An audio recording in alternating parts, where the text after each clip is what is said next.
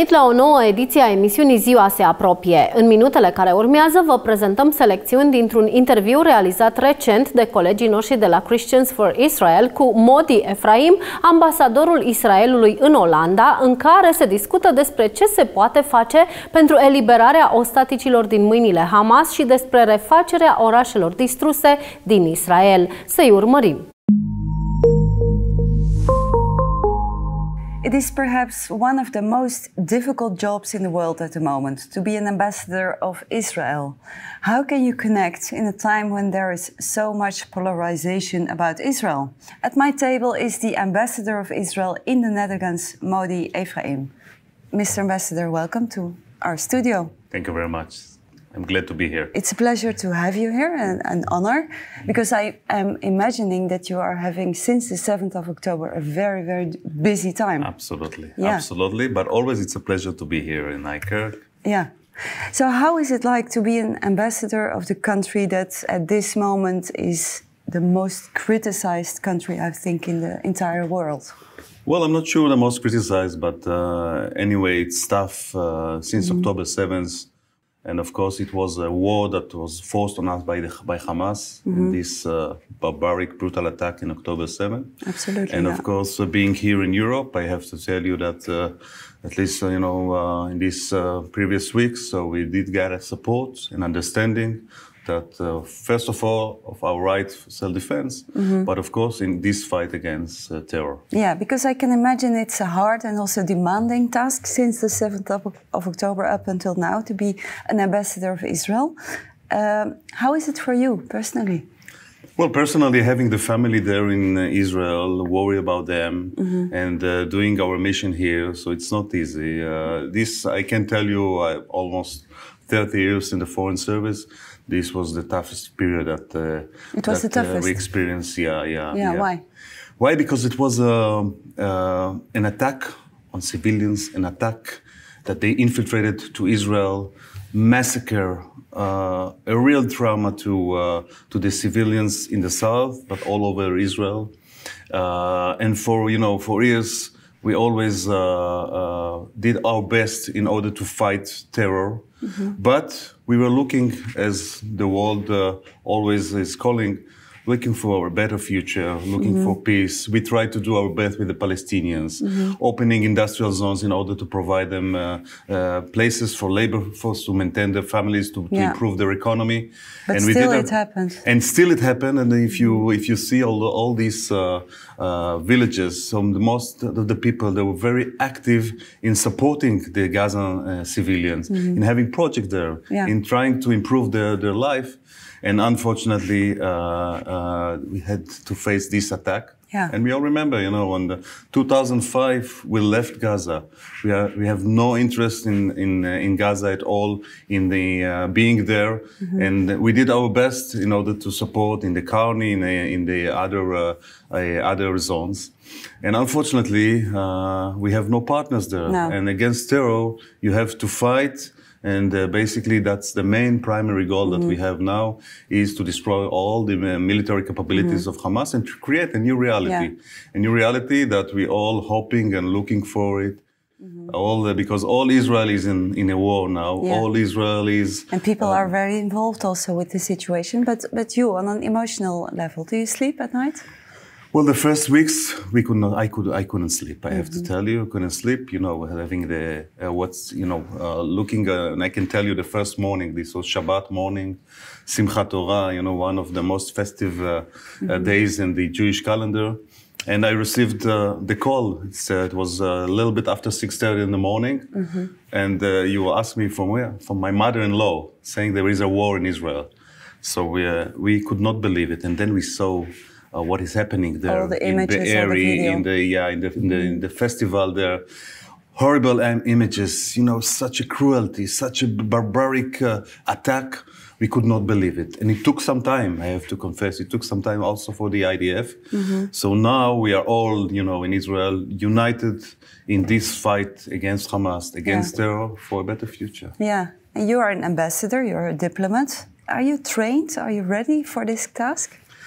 As a human being, you can never be ready to see such images. You know, few weeks ago, we were sitting in the embassy with 15 journalists, looking together at these horrible images, footages from October 7th. None of us could believe it. No. None of us could open even to have a discussion, because we were in shock to see how barbaric. To give a little bit of context, this was like a closed screening, only for journalists to see the reality of what happened on October 7th. Absolutely. And you were there. To share, and we were there, and we were looking, you know, how they burned people, couples alive, you know, kids, babies, and the cruelty also, foreign employees from Thailand, from Vietnam. It was really a shock for all of us, and I can tell you later on I joined the Dutch foreign minister in her visit to Israel, and we were visiting one of these villages in Kfar Aza, and the devastation of Kfar Aza. You saw it with your own eyes. We saw it. You know, we came to one apartment, small apartment for a young couple of his 20s, that basically they were burned alive, and it took weeks to identify some, you know, ashes from these that just started, these young people that started their life in this peaceful area and a peaceful kibbutz, and you know kibbutz, and you know how nice it is, and agriculture surrounding there, and the people just would like to have their own life, but celebrating Simchat Torah, and it was completely destroyed. And it will take time to rebuild this area. Yeah, because you tell that you were there with the Dutch Minister of Foreign Affairs. What was her reaction to the devastation over there? Well, I can tell you that she and all the Dutch delegation, they were in shock to see. You know, we could not, as human beings, it doesn't matter if you are Jewish or Christian, if you are Dutch or Israeli, you cannot believe that people can do that. These were monsters that did it, really. Yeah. And we still see what is happening with the hostages, and how they not just there, you know, violated the women, also when they are there in Gaza, in these tunnels. That is why we think it's extremely important to call for a release of all hostages. Yes. Yeah. And I know that the Dutch people supported, we had 3 different visits of families of hostages. There was a great support and call to release the hostages. Right. And also I have to tell you, I really appreciate the role of the Dutch government, of Prime Minister Rutte, with and the Foreign Minister doing all their efforts in order to release the hostages. Yeah, absolutely. Going back to your task as an ambassador of Israel, what is the biggest challenge for you since October 7th, being an ambassador of this country? Well, of course, the most challenging is to convince that Israel, and we are here in the Netherlands. It's a longer partnership between the two countries. You know, next year we will we'll celebrate 75 years of bilateral relation. We share the same values. We are looking for the same way on the world as the free world. And of course, it should be clear, and unfortunately it wasn't clear here to everybody, that on one hand you have to fight the radicals, the terror, in order to have a beautiful and a much better future. On the other end, of course, negotiating with the moderates. And of course, if you remember, you know, it seems like a while ago, but before October 7th, we were very close to sign an agreement with Saudi Arabia, as we signed with some other countries in the Abraham Accords. Yeah, to try to get peace with the neighboring countries. To have, you know, we are looking here what is happening in the European Union. We would like to have also a peaceful region, and that's what we are doing since, of course, the peace with Egypt and the peace with Jordan and the Oslo agreements and many more negotiations. But in order to have a real negotiations and a real peace, you know, as we say, I served many years in Latin America. You need 2 for tango. And that's what we are looking for. Right.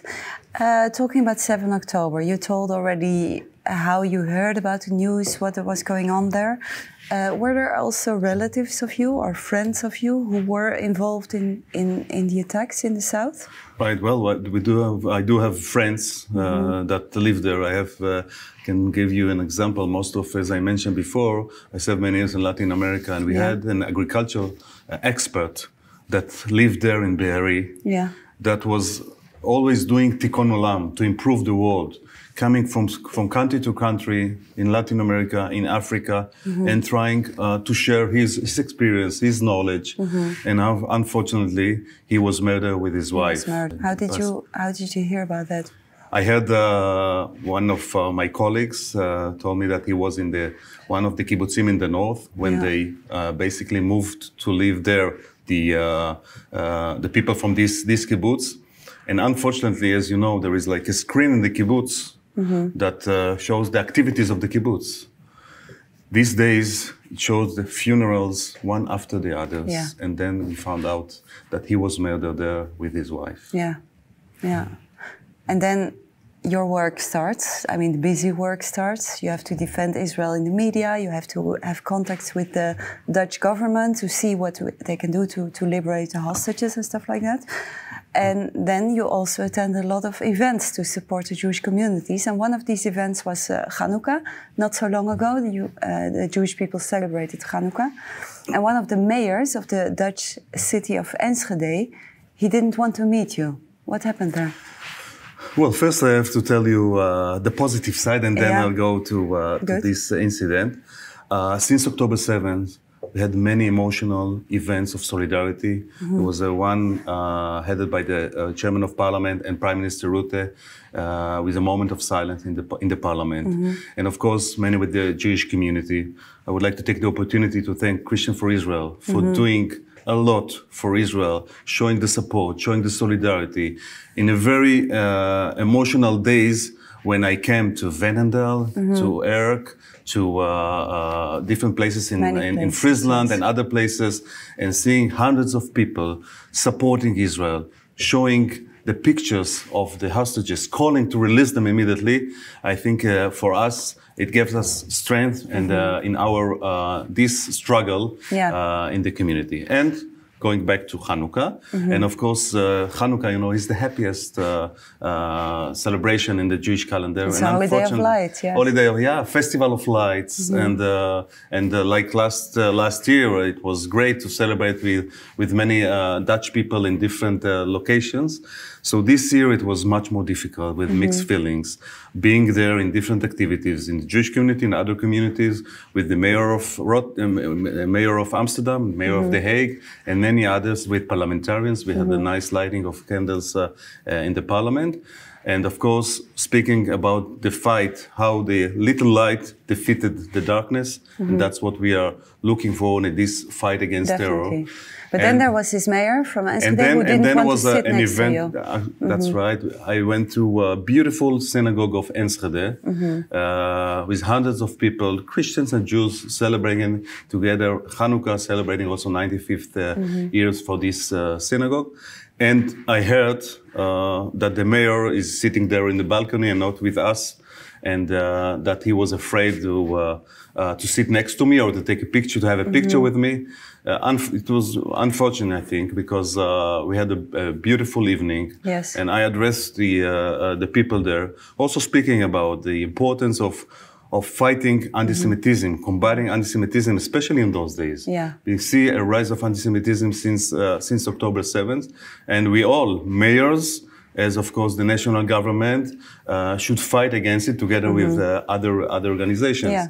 So unfortunately, he was there in the balcony, and I didn't see him during this event. Now, afterwards he apologized? And then the next day he called me to apologize, and I think it was embarrassing for him, and unfortunately, because these are the time when, that's what I told him, as a leader of the community, as a leader of the city, you should be there. You should be with all your citizens and show that you support your citizens and you are united together. But it proves that this topic is very, very sensitive, that people have an opinion about it. We're going to talk later also about the many demonstrations, the pro-Palestinian demonstrations. So it is a very sensitive topic. Can you explain why it is so sensitive, Israel? Yeah, well, you know, I can tell you, since I arrived to the Netherlands 2 years ago, I was always, I think, speaking about working in the political arena, with the parliament, with the parliamentarians, with the government. So Israel is one of the hot topics always.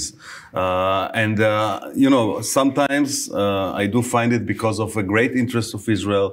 As I mentioned before, we do share the same values, but sometimes I think there is a misunderstanding about Israel.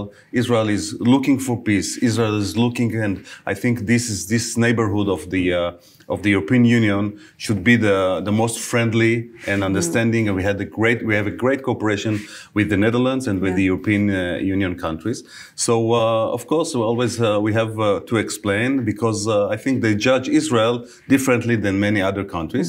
Sometimes it's good because we are, like as we say, the chosen people, and we do respect the value. And you know, for us, as the Talmudic terminology said, saving one soul, it's like saving the entire world. Right. And it's important for us. And also nowadays, when we have to, it's forced on us. We did not choose to have this war in Gaza.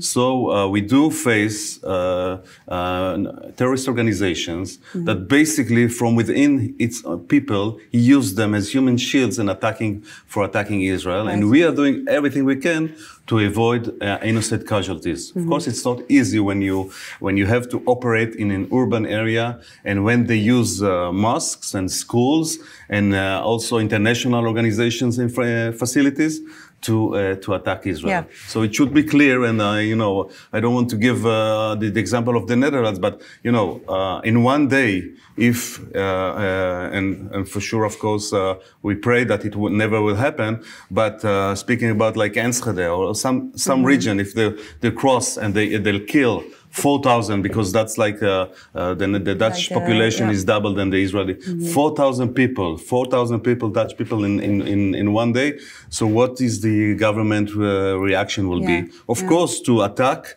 and to destroy these terror organizations. To protect their citizens. Absolutely, and we think that it's that nowadays we need the Netherlands and all the European countries, an international coalition, in order to fight Hamas, as it was done against ISIS. I'm sure you have repeated this already many times, that you want to defend Israel and that Israel has the right to defend.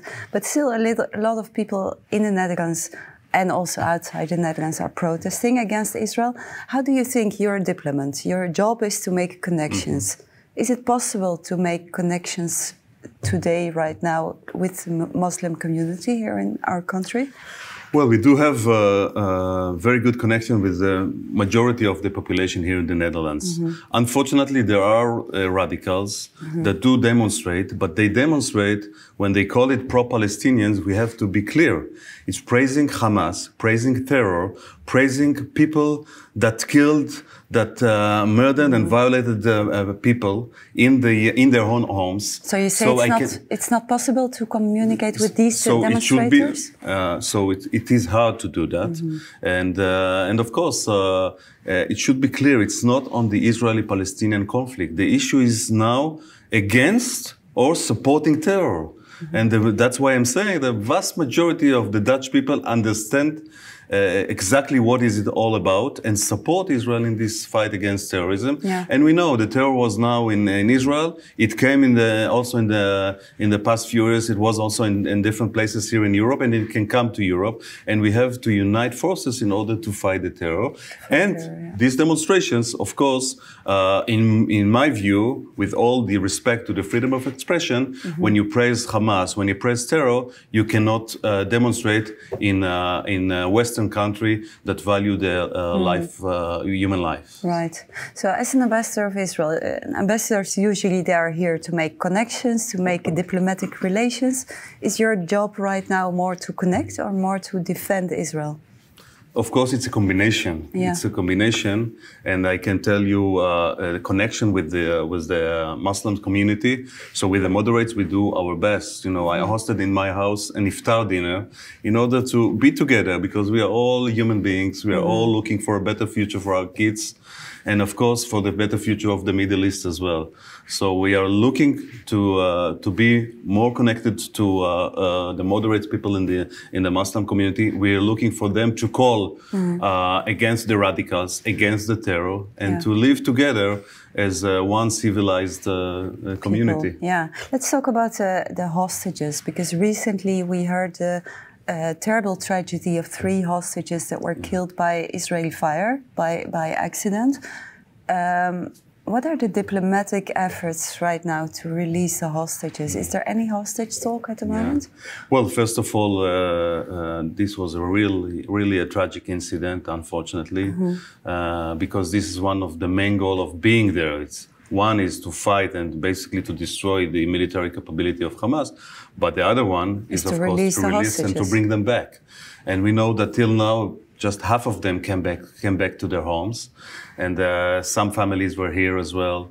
And we know the personal stories. I think it is an obligation, a commitment for all of us, not just, of course, the Israel, all of us to bring them back. How do you put effort in this topic? And I think that's as we did it in the first stage when there were 110 people were released. As I mentioned, speaking with the leaders of the region, President of Egypt had a very important role. Of course, the United States, the Qataris as well. The leadership of the Netherlands visited Qatar, spoke with the Arab leaders in order to explain it. And I think it's clear for everybody. So first of all, this should be on the news. Should be the main topic, I think, for all of us. We would like to see them back. And, you know, we just mentioned the Hanukkah.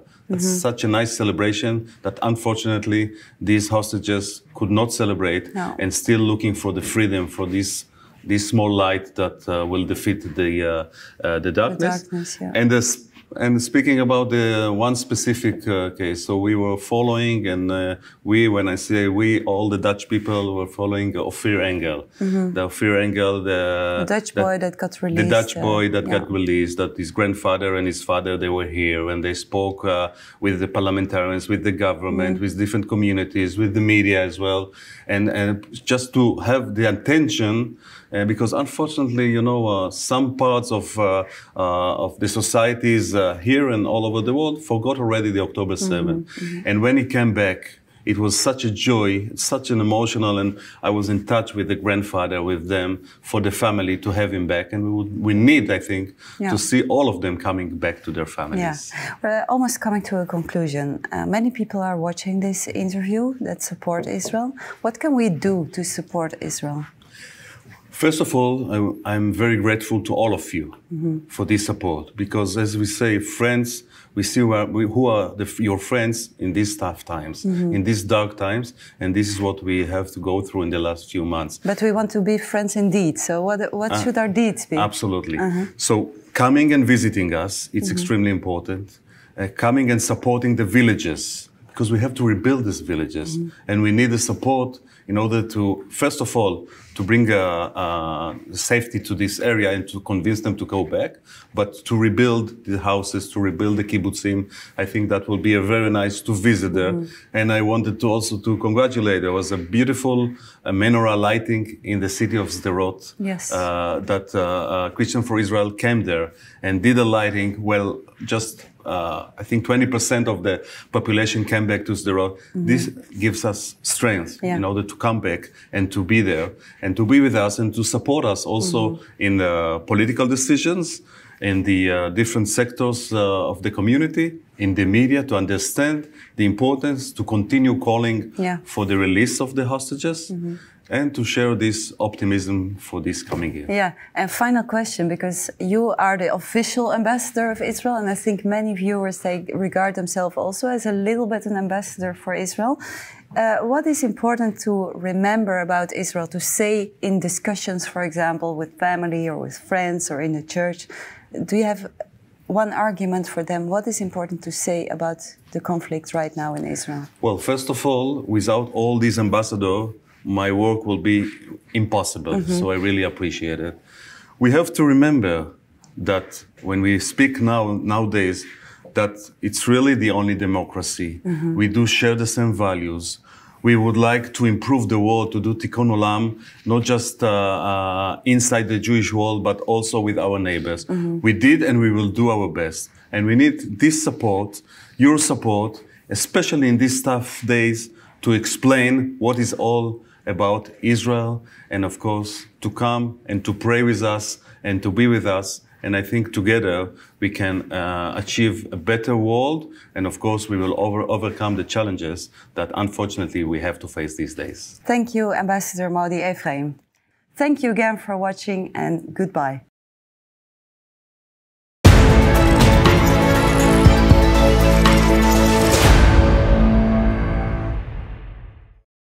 Emisiunea Ziua se apropie, se încheie aici. Vă mulțumim pentru atenție și vă dăm o nouă întâlnire săptămâna viitoare la aceeași oră. Sunt Codruța Burghelea, vă spun la revedere și Dumnezeu să vă binecuvânteze!